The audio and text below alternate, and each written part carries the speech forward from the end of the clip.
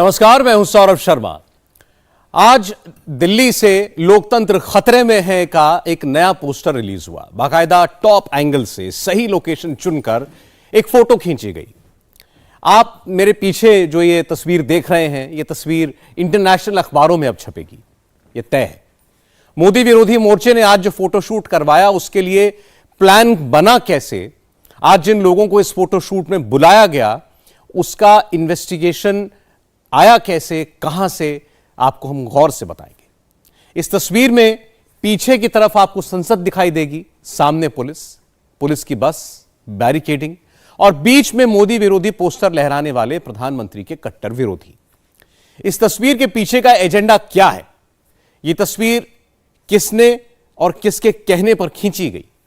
देश की संसद के ठीक सामने 15 मार्च को जो मार्च निकला, उसका चार्ज किसके हाथ में था?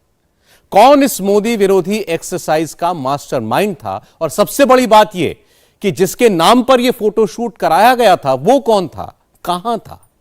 इस फोटोशूट में कितने एक्टर थे, कितने कोरियोग्राफर थे, कितनी पार्टियां थीं, किसने झुंड बनाकर मोदी पर हमला किया, कौन कौन पीछे से माहौल बनाता रहा?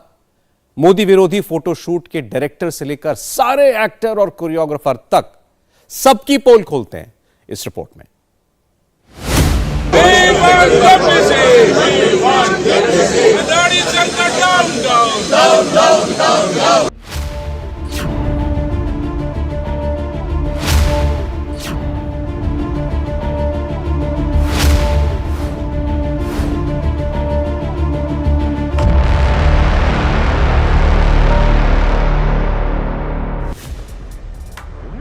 कितने आदमी थे?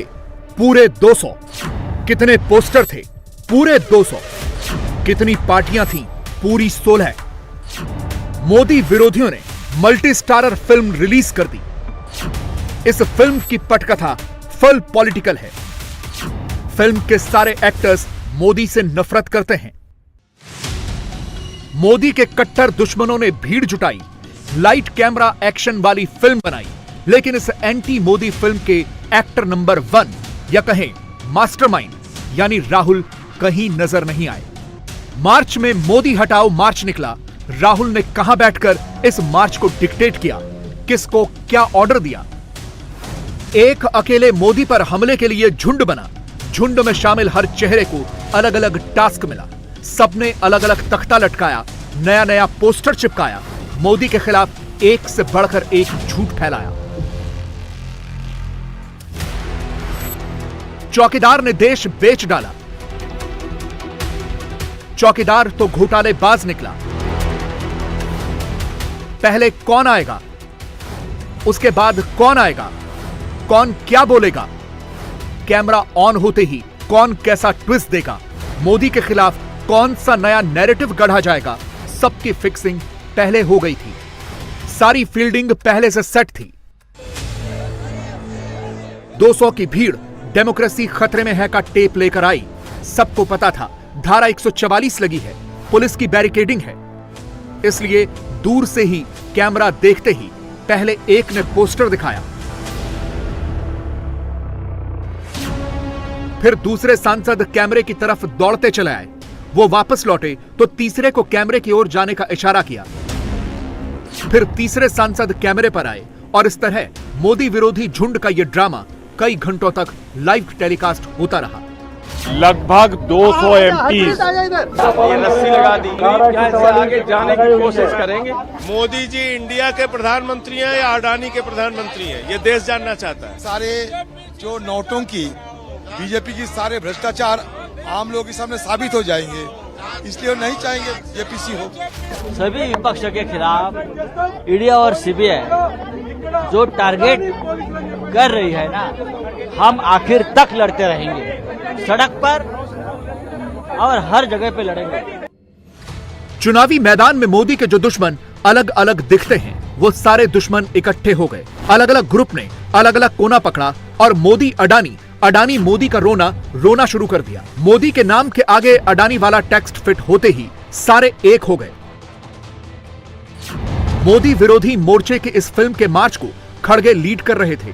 लेकिन खड़गे को एंटी मोदी मार्च का चार्ज राहुल ने ही दे रखा था। तभी तो खड़गे अडानी अडानी करते करते सीधे लोकतंत्र खतरे में है पर आ गए और राहुल को ही कवर फायर देने लगे। हमारी आवाज को दबाना चाहते हैं और हम हमारे और बात तो बाहर ये करते हैं डेमोक्रेसी की, और अगर कोई यहाँ पर डेमोक्रेसी ठीक तरीके से नहीं चल रहा है, अगर कोई डिबेट में कहते हैं या सेमिनार में कहते हैं तो उनको एंटी नेशनल कहा जाता है और उनको दबाया जाता है। ये तो रोक लिए हैं, लेकिन हमारा आप देख भी रहे हो तो हम हैं 200 लोग, यहाँ पर लोग हैं हम कम से कम 2000 लोग पुलिस, तो हमारी आवाज को दबाना चाहते हैं। अडानी वाली पॉलिटिकल फिल्म में वैसे तो सारे मोदी विरोधी कैरेक्टर्स लीड रोल में हैं। मोदी पर हिट जॉब का कॉन्ट्रैक्ट सबने ले रखा है, सबके दस्तखत सामने आ गए हैं।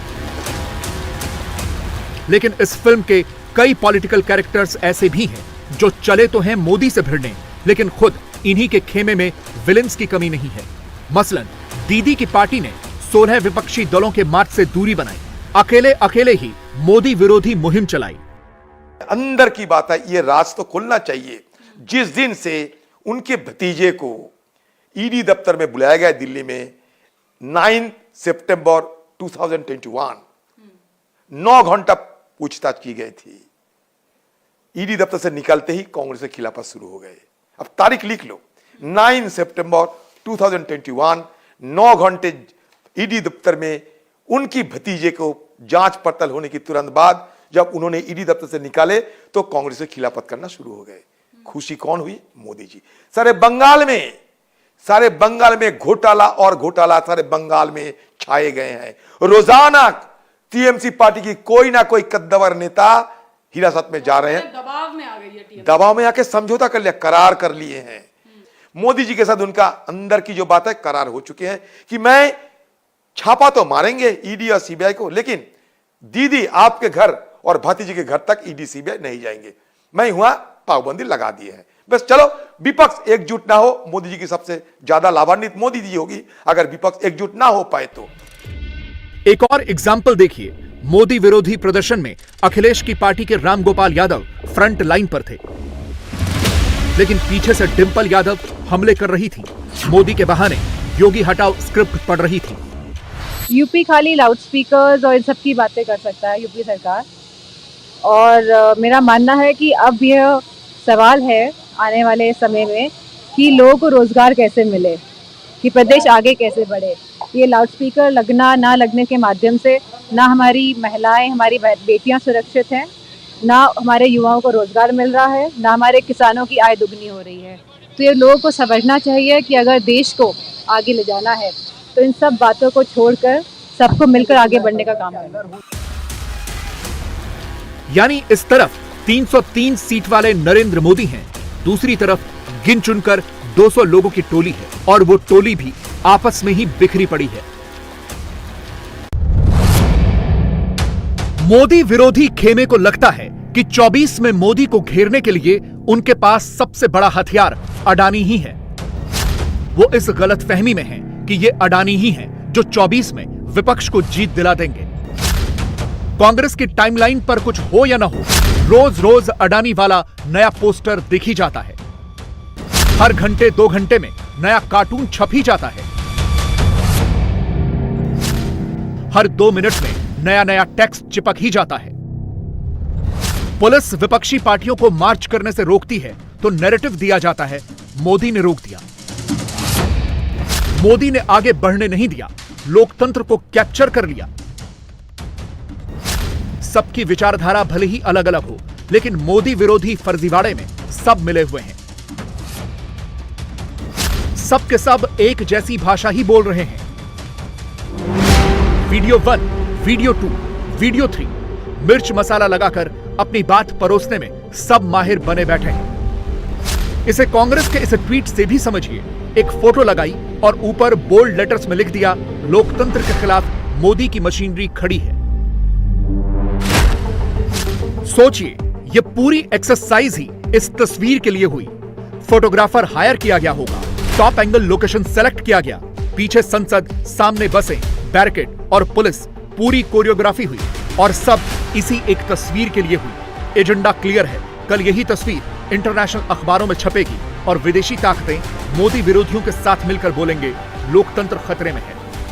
सरकार तो विजय चौक से पहले ही रोक दिया, तो ये दिखाता है कि लोकतंत्र खतरे में है। अगर कोई बोले उसको देशद्रोही बोलते हैं, लेकिन खतरे में है इसका ये उदाहरण आप आज देख रहे हैं। तो इसीलिए इस सरकार अडानी के इशू पे चर्चा नहीं करना चाहती है और ज्वाइंट पार्लियामेंट्री कमेटी बिठाना नहीं चाहती है। उनको मोदी सरकार प्रोटेक्ट कर रही है और जो हम सही कह रहे हैं कि ये मोदी जी और अपने अडानी जी ये सब मिले जुले हुए हैं, इसीलिए कोई स्कैंडल बाहर नहीं आना ये उनका उद्देश्य है। लेकिन हमको छोड़ेंगे नहीं, हम लड़ते रहेंगे। रणनीति आप देख नहीं रहे क्या रणनीति है?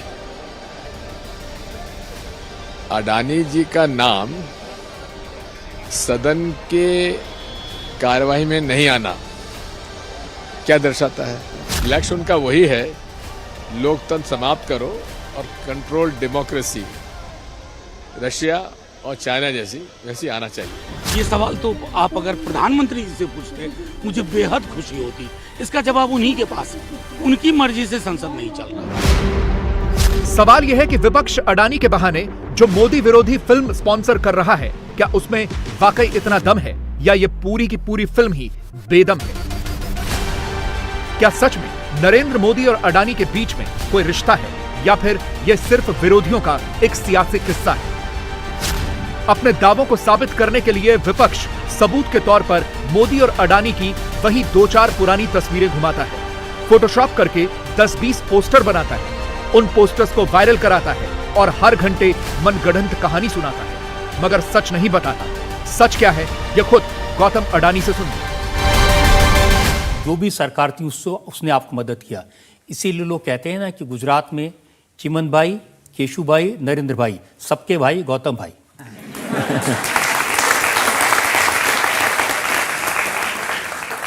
श्री रजत भाई, मैं आपको बताऊं कि ये अडानी ग्रुप का अनुभव नहीं है।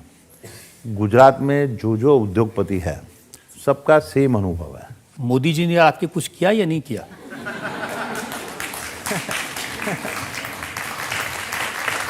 मोदी जी के पास में आप कोई पर्सनल हेल्प नहीं ले सकते हो, आप नीति विषयक बात कर सकते हो, आप देश के हित में देश को किस तरह से आगे बढ़ाने के लिए ग्राउंड लेवल पे क्या हो रहा है आप उसकी चर्चा कर सकते हो। वो आप नीति बनाते हैं और वो नीति का फ़ायदा जो सबके लिए अवेलेबल है वो अडानी ग्रुप के लिए भी अवेलेबल है और उसके बहस में आप उसका बिजनेस आप बढ़ाते हो। मैं मेरी लाइफ का देखता हूँ तो जो ब्रेक मेरे को मिला वो पहले राजीव गांधी की सरकार ने दिया जिससे हम ग्लोबल ट्रेडिंग हाउस बन पाए। दूसरा ब्रेक मिला मेरे को जिसके वजह से नरसिंह राव जी की सरकार थी और उन्होंने पब्लिक प्राइवेट पार्टनरशिप के लिए डेवलपमेंट के ऊपर आगे बढ़ा और एक देश को पूरा इंडस्ट्रियलाइजेशन की नई दिशा दिखाई। और तीसरा मेरे को केशुभाई की गवर्नमेंट ने मिला। आपकी बात सही है कि मोदी जी ने भी वो टाइम पे, कोई मोदी जी 12 साल के लिए वहाँ पे मुख्यमंत्री रहे और मैं गर्व से आज बोल सकता हूँ कि हमको बहुत एक अच्छा अनुभव मोदी सरकार में भी हुआ है। मोदी अडानी का चौकीदार है। लोग कहते हैं कि मोदी ने अडानी को बनाया। देखो ये बहुत कम लोग ऐसे स्टेटमेंट करते हैं जो जिनको मोदी जी से डिफिकल्टी है या आइडियोलॉजिकल मारामारी है, पर मेरा अनुभव ऐसा बोल रहा है कि ज़्यादा से ज़्यादा लोग वो मोदी को चाहते हैं और अडानी के डेवलपमेंट में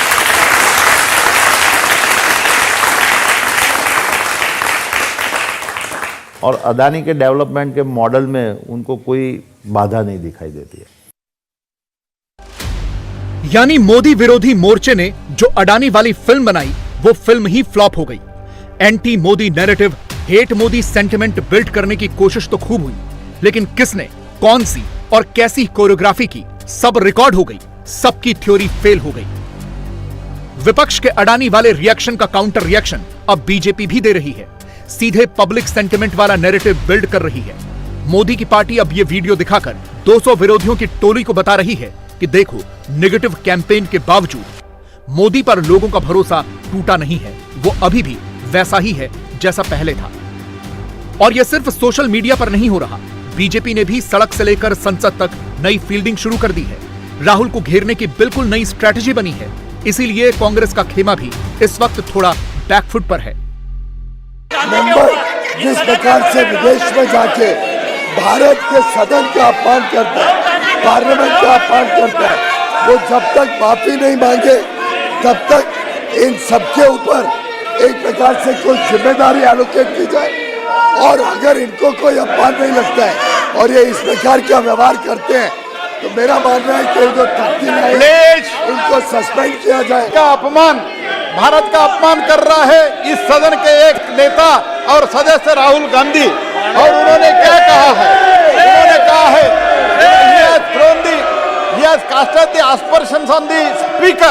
स्पीकर के खिलाफ उन्होंने आरोप लगाया है, इंस्टीट्यूशन पर आरोप है।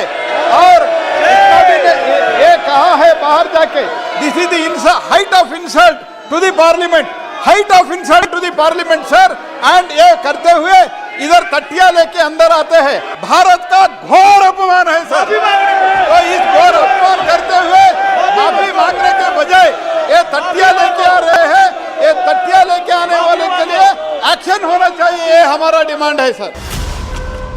कांग्रेस भले ही टुकड़े टुकड़े गैंग वाला टेक्स्ट फिट करके मोदी विरोधी बातें घुमाए, अपने मन मुताबिक मनगढ़ंत कहानी सुनाए, मगर सच तो यह है, लोकतंत्र तो खतरे में तब पड़ा जब राहुल ने जेएनयू में जाकर टुकड़े टुकड़े गैंग का समर्थन किया। मोदी सरकार के मंत्री अब ये सारी तस्वीरें फिर से घुमा रहे हैं। विपक्ष तो डाइवर्ट करने के लिए ये सब कर रहा है, क्योंकि विपक्ष के जो बहुत ही एमपीज को और नेताओं को पता है कि जो राहुल गांधी जी ने किया है वो गलत है। झूठ को सत्य करके पेश करने के लिए हर एक दिन नया झूठ को सामने ला रहा है। ब्रिंगिंग दी तटिया लेके अंदर आ रहे हैं और तटिया लेके अंदर आके तो अननेसेसरली इशू डाइवर्ट करने का कोशिश किया। जो हर रोज नया नया इंफॉर्मेशन, नया नया स्टेटमेंट पूरा भारत के हित के विरुद्ध, भारत के अपमान करते हुए कर रहे हैं। जो उन्होंने यूके के पार्लियामेंट में ऐसे मीडिया में रिपोर्ट हुआ था, हमको अधिकृत रूप से आज मिला है, उसमें भी उन्होंने कहा है mics being stifled in Indian parliament and he himself he has spoken more than 52 minutes in the Lok Sabha. ये क्या है, क्या वो बात करते हैं, उनको शायद उनको ही समझ नहीं आता। ये पूरा बेबुनियाद आरोप है। ये रडार का क्या है वो राहुल गांधी ही जाने। It is most unfortunate that he speaks without any basis. Rahul के एक एक एक्शन के रिएक्शन के लिए काउंटर पंच रेडी हो रखे हैं। हर रोज मोदी सरकार का एक मंत्री सुबह में कैमरे पर आता है, राहुल को लोकतंत्र का पाठ पढ़ाता है। फिर दूसरा मंत्री दोपहर में नजर आता है और वो भी माइक ऑन होते ही राहुल को घेरता है और पूछता है क्या राहुल गांधी ही हैं जो टुकड़े टुकड़े गैंग के असली मेंबर हैं। राहुल गांधी ने एक ऐसे देश में जाकर विदेशी ताकतों का आह्वान किया जिसका इतिहास रहा है भारत को गुलाम बनाने का। भारत की लोकतांत्रिक व्यवस्थाओं की धज्जियां उड़ाते हुए राहुल गांधी ने यह खेद व्यक्त किया कि क्यों विदेशी ताकतें आकर भारत पर धावा नहीं बोलती। उनका द्वेष प्रधानमंत्री मोदी जी के लिए भारत के प्रति द्वेष में तब्दील हो चुका है। मैं आज राहुल गांधी से पूछना चाहती हूं, आपने जाकर विदेश में कहा कि आपको हिंदुस्तान की किसी यूनिवर्सिटी में बोलने का अधिकार नहीं, तो 2016 में देश की राजधानी में एक यूनिवर्सिटी में जाकर इस बात तक का आपने समर्थन कर दिया जब नारा लगा भारत तेरे टुकड़े होंगे। वो क्या था राहुल गांधी? तो आप झूठ कब बोल रहे थे राहुल गांधी? लंदन में कि हिंदुस्तान में? आपने इस बात को भी एक विदेशी संस्थान में चर्चा के संदर्भ में रखा कि आपको अपने लोकतांत्रिक अधिकारों का देश की संसद में हनन होते दिख रहा है। मैं आज राहुल गांधी से पूछना चाहती हूं कि गांधी खानदान के आदेश अनुसार जब लोकसभा में कांग्रेस के सदस्य कागज फाड़कर स्पीकर की ओर फेंकते हैं, स्पीकर का अपमान करते हैं, क्या वो ब्रेवरी है या राहुल गांधी की डेमोक्रेसी की परिभाषा? राहुल गांधी ने भारतीय के अधिकार क्षेत्र पर विदेशी ताकत धावा बोले ये आमंत्रण दिया है। राहुल गांधी ने विदेशी ताकत आके भारतीय संसदीय परंपरा को छिन्न भिन्न कर दें ये आह्वान किया है। राजनीति में हार जीत राजनीतिक परंपराओं का हिस्सा है, लेकिन राष्ट्रनीति ये कहती है कि अपने राजनीतिक लाभ के लिए अपने पैरों तले देश की संसद को अगर रोधने का दुस्साहस करोगे तो देश जवाब मांगेगा, देश की संसद जवाब मांगेगी। आज मैं राहुल गांधी से कहना चाहती हूं, संसद से भागने की बजाय आकर संसद में माफी मांगे, क्योंकि अपमान उन्होंने देश की संसद, देश की संविधान और देश के वोटर का किया है। इमरान खान ने आज पाकिस्तान के लोगों को ही आपस में भिड़ा दिया। एक तरफ लाहौर पुलिस के जवान और पाकिस्तानी सेना के रेंजर्स थे, दूसरी तरफ इमरान खान की पार्टी के वो कार्यकर्ता जो अपने कप्तान को बचा रहे थे, और कप्तान अपने सेफ हाउस में छिपे हुए थे। लाहौर के जमन पार्क में बने इमरान खान के घर में मानिए एक बंकर बना हुआ है, जहां पंजाब पुलिस और पाकिस्तानी रेंजर्स ने खूब गोले चलाए, टीयर गैस छोड़ी, हाथापाई हुई, लेकिन वो इमरान के इस सेफ हाउस के अंदर जा नहीं पाए। इमरान ने खुद को बचाने के लिए अपने कार्यकर्ताओं की पूरी फौज लगा दी थी। बाहर कार्यकर्ता पुलिस और रेंजर्स से भिड़ रहे थे और अंदर इमरान खान खाली खोखे गिन रहे थे, हिसाब किताब लगा रहे थे कि आज पुलिस ने उनके घर पर कितने आंसू गैस के गोले दागे। आज तो उन्हें राहत मिल गई, क्योंकि कल सुबह 10 बजे तक उनकी गिरफ्तारी पर रोक लगा दी गई है। लेकिन क्या कल भी ऐसा ही होगा? और जब तक इमरान खान इस सेफ हाउस में रहेंगे, बिल्कुल सुरक्षित रहेंगे? देखिए पूरी रिपोर्ट।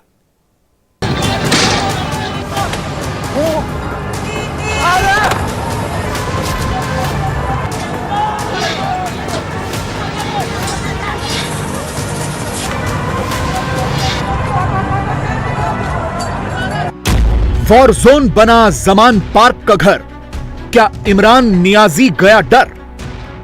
जिस तरह का पुलिस ने हमला किया हमारे लोगों के ऊपर, ये तो यानी इसकी कोई मिसाल नहीं है। ये शख्स सिर्फ और सिर्फ बच्चों और औरतों के मोर्चे में छुपकर बैठा हुआ है।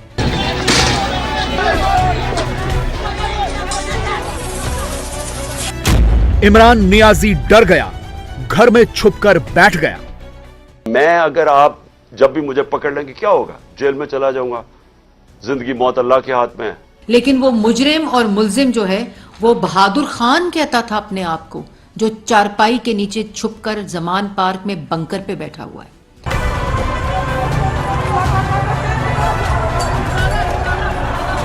लाहौर के जमान पार्क में 24 घंटे तक चला ड्रामा फिलहाल थम गया है। पुलिस इमरान को बगैर गिरफ्तार किए ही वापस चली गई। जैसे ही इमरान को यह पता चला कि पुलिस चली गई, वो तुरंत बाहर निकल आए।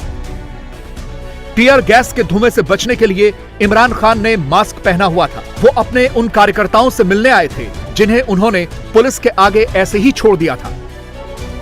कायदा तो यह कहता था कि इमरान आगे आकर लीड करते, अपनी गिरफ्तारी देते, कार्यकर्ताओं को बचाते, लेकिन वो खुद अपने घर में जाकर छिप गए।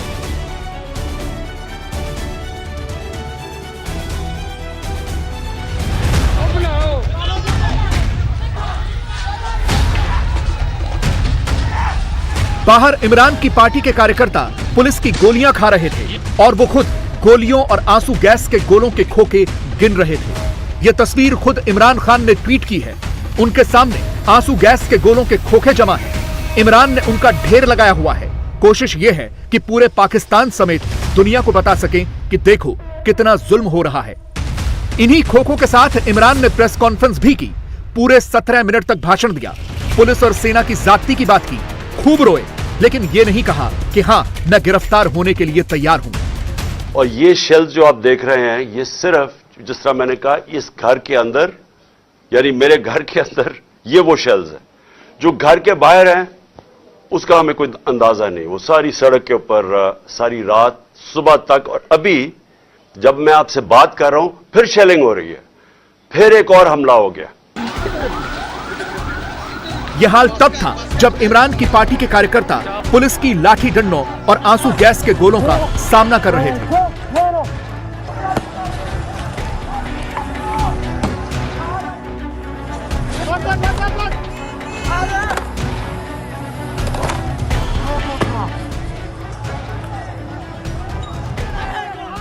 यह सुबह 6 बजे का वीडियो है। सब कुछ धुआं धुआं दिख रहा है।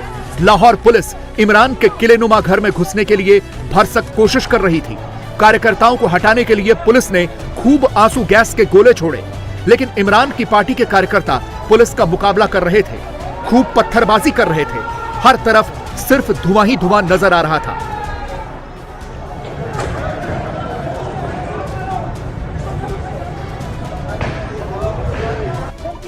इन्हीं कार्यकर्ताओं के पीछे इमरान खान छिपे हुए थे। ये भी इमरान के जमान पार्क के घर के अंदर का वीडियो है। कल से ही यहां कार्यकर्ता जमा थे। आंसू गैस से बचने के लिए सबने मुंह पर गैस मास्क लगाया हुआ था और किसी तरह से पुलिस के हमले को नाकाम कर रहे थे।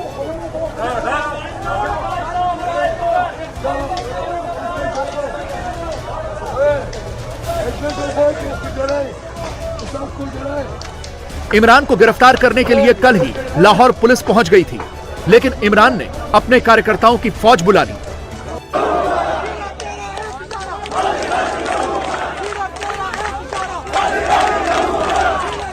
खुद तो इमरान घर के अंदर दुबक कर बैठ गए और अपने घर को जैसे एक किले में तब्दील कर दिया। हर गेट पर कार्यकर्ता तैनात कर दिए गए। कार्यकर्ता ऐसे ही नारेबाजी कर रहे थे, पुलिस के ऊपर हमले कर रहे थे।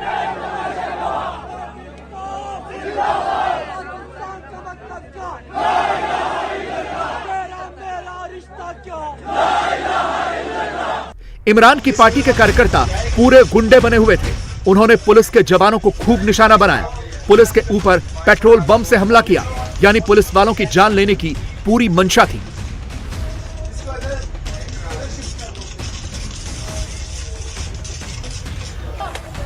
हमला पूरी रात से जारी था। यह सुबह 4:30 बजे की तस्वीरें हैं। इमरान की पार्टी के कार्यकर्ता और पुलिस ऐसे ही भिड़ रहे थे। हर तरफ धुआं धुआं है। पुलिस इन कार्यकर्ताओं पर आंसू गैस के गोले छोड़ रही थी। कार्यकर्ता भी खूब आगजनी कर रहे थे। पूरी रात भर झड़प चली। सुबह देखिए जमान पार्क में इमरान के घर के बाहर की सड़क का हाल। हर तरफ शेल्स बिखरे हुए हैं। जमान पार्क का यह इलाका ऐसे ही जंग का मैदान बना हुआ था। जब यह सब हो रहा था, इमरान नियाजी अपने इस किलेनुमा महल के किसी कमरे में दुबक कर बैठे हुए थे। जिस तरह का पुलिस ने हमला किया हमारे लोगों के ऊपर, ये तो यानी इसकी कोई मिसाल नहीं है। यानी क्या वजह है कि थोड़े से लोगों के ऊपर इस तरह का हमला किया और नुकसान पहुंचाया। Water cannons, tear gas, shelling या घर के अंदर की, या बेचारे मुलाजिम थे, औरतें थी। तो इसका कुछ समझ नहीं आई कि जब मेरी बेल 18 तक थी और मैंने सिर्फ वो जो जिसके ऊपर उन्होंने वारंट निकाले हैं, इनको पता था कि मैं क्यों नहीं वो F8 कचहरी इस्लामाबाद में जा रहा, क्योंकि वहां 2 दफा दहशतगर्दी के हमले हुए हैं और वहां वकला भी और जज भी शहीद हुए हैं। तो मैंने वहां सिक्योरिटी की वजह से, और उनको पता है कि मैंने तो सिक्योरिटी की वजह से मैं नहीं अपेयर हुआ। अब फिर से तैयारी कर रहे हैं। भारी कंटिंजेंट पुलिस की तैयार हो रही है, रेंजर्स तैयार हो रहे हैं, फिर जिस तरह जमान पाक को फतह करने आना है। लेकिन इमरान खान साहब, आपको पता होना चाहिए, जो डर गया वो मर गया। आपकी सियासी मौत हो चुकी है। वो शख्स लीडर नहीं होता जो अपने कारकुनों को, बच्चों को और औरतों को ढाल बनाकर, उनको सड़कों के ऊपर ढाल बनाकर बंकर में छुप कर बैठा हो। और ये तासुर देना फॉरेन मीडिया पे, ये तासुर देना दो झंडों में बैठकर कि हुकूमत आपको गिरफ्तार कर रही है, ये वो वारंट है, ये मीडिया को भी बताना चाहिए। और मीडिया के लिए भी मैं कहना चाहती हूं कि मीडिया को ये बताना चाहिए जो कि 65 पुलिस के अफसरान अदालती हुक्म के ऊपर अमल कराने के लिए इस वक्त जख्मी हो चुके हैं। सुबह 10 बजे इमरान ने यह वीडियो ट्वीट किया और दावा किया कि उनकी अरेस्ट का दावा फर्जी है, जबकि असली मकसद किडनैप करना और उनका कत्ल करना है। बस इसी बहाने के साथ वो घर से बाहर नहीं निकले। दूसरी तरफ कार्यकर्ताओं ने भी ये आरोप लगाया कि पुलिस ने गोलियां चलाई हैं। ये कश्मीर फतह करने आए थे। ये गोली हम पे चल रही थी, ये देखो सामने गेट पे। अभी उनको उधर से भगा दिया। हवाई फायरिंग नहीं थे, ये देखो। ये देखिए जुल्म है, डायरेक्ट गोली। बहुत ज्यादा, बहुत बॉर्डर टाउन वाला सानिया भूल जाएंगे ना हम। वेरी बैड गोली है यार, बहुत ज्यादा गोली। यहां तक कि इमरान की पार्टी की महिला कार्यकर्ता भी पुलिस से भिड़ी हुई थी, लेकिन इमरान डर के मारे घर से नहीं निकले। महिला नेताओं को आगे कर दिया जो अपने कार्यकर्ताओं को और ज्यादा भड़काने लगी। ये देखें जी, इस वक्त मैं जमान पार्क में पाकिस्तान के सबसे मुहिब्बे वतन लीडर के घर में खड़ी हूँ और आज यहाँ पे हमारे साथ बदतरीन दहशतगर्दों वाला सलूक किया जा रहा है। खान साहब के घर के बाहर ट्रांसफार्मर को इन्होंने शेल्स मारे हैं और वो ब्लास्ट किया है। आज यहाँ पे पाकिस्तान की तारीख की बदतरीन शेलिंग। और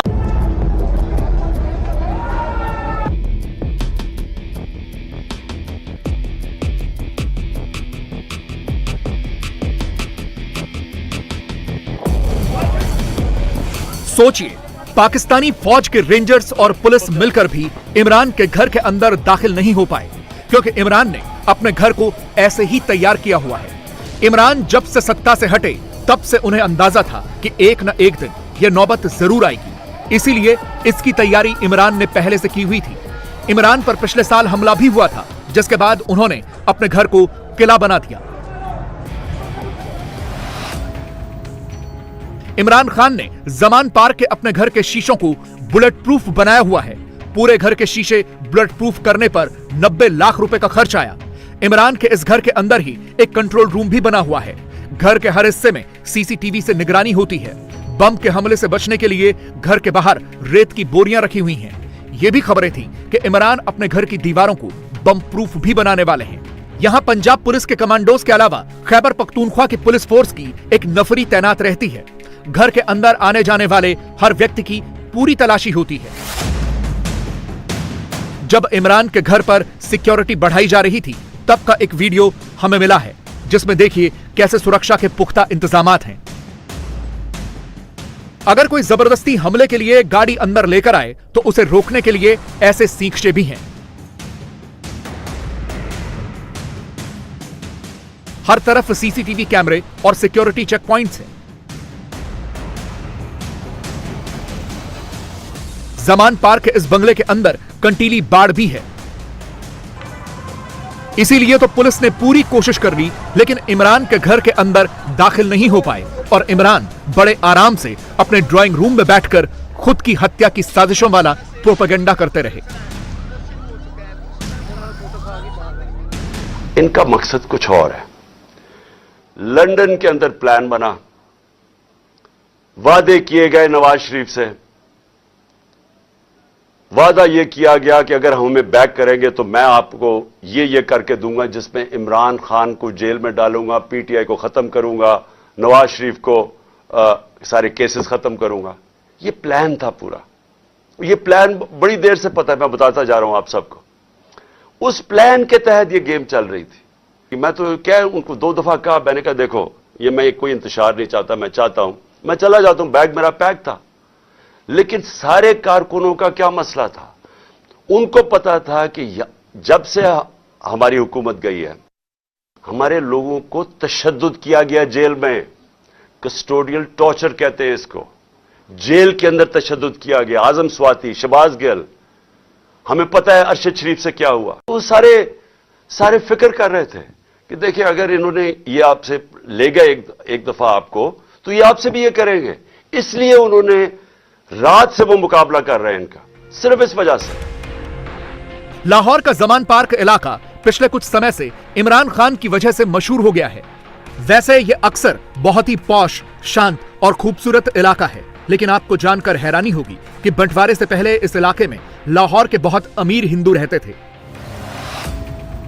आजादी से पहले लाहौर के जमान पार्क का नाम सुंदरदास पार्क था, जिसे लाहौर के मशहूर राय बहादुर सुंदरदास सूरी के नाम पर रखा गया था। राय बहादुर सूरी पंजाब के स्कूलों के चीफ इंस्पेक्टर थे और पंजाबी छात्रों में शिक्षा को आगे बढ़ाने में उनका काफी योगदान था। सन 1947 में बंटवारे के समय जमान पार्क में अमीर हिंदू परिवारों के 15 बड़े घर थे, लेकिन बंटवारे के बाद इस इलाके में जालंधर से शिफ्ट हुए पठानों को बसाया गया। इमरान खान तो हाल ही में यहां शिफ्ट हुए हैं। इस इलाके में वैसे पाकिस्तान के कई क्रिकेटर और हॉकी के मशहूर खिलाड़ी रहते हैं।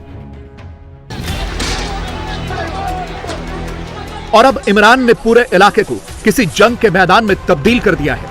इमरान ने 24 घंटे तक तो पुलिस को होल्ड कर लिया था, लेकिन अगर लाहौर हाईकोर्ट इमरान की गिरफ्तारी पर फिलहाल रोक नहीं लगाता तो इमरान गिरफ्तार हो ही जाते।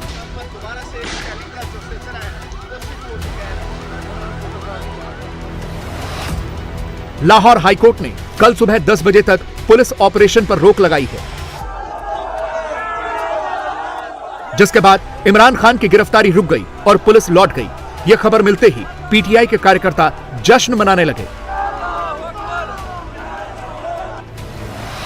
इमरान की पार्टी की इस गुंडागर्दी में पाकिस्तान के पंजाब पुलिस के 54 जवान घायल हुए हैं।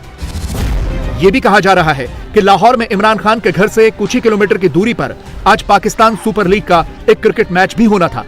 इंडिया टीवी हर वक्त हर जगह डाउनलोड करने के लिए सर्च करें India TV news Google play store या ऐप स्टोर पर।